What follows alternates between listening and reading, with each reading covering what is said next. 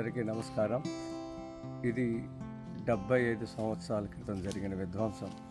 విష రసాయనాలతో భూమి పాడైపోయింది, పంటలు పాడైపోయినాయి, నీరు కలుషితమైంది, పంట గింజలు కలుషితమైనాయి, గాలి కలుషితమైంది, అన్నీ కలుషితమైపోయినాయి. భవిష్యత్ తరాల గురించి రేపేంటి అని ప్రశ్నించుకునే సమయం వచ్చింది. ఇలాంటి తరుణంలో శ్రీ శ్రీ శ్రీ త్రిదండి శ్రీ రామానుజ చినజీయర్ స్వామివారు సుఫలయాత్రతో 2 రాష్ట్రాల్లో పాదయాత్ర కొనసాగుతుంది.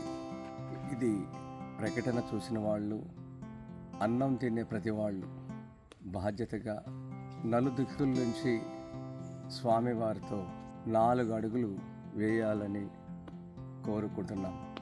ఈ వార్త చూసిన తర్వాత మీరు ఏ ప్రాంతంలో ఉన్నా సరే, ఈ దేశంలో ఏ ప్రాంతంలో ఉన్నా, ఈ భూమి మీద ఏ దేశంలో ఉన్నా సరే, మీ సంబంధికులను కూడా మీరు రాలేని పక్షంలో స్వామివారితో 4 అడుగులు వేయించండి. ఇది ఎవరి కోసం?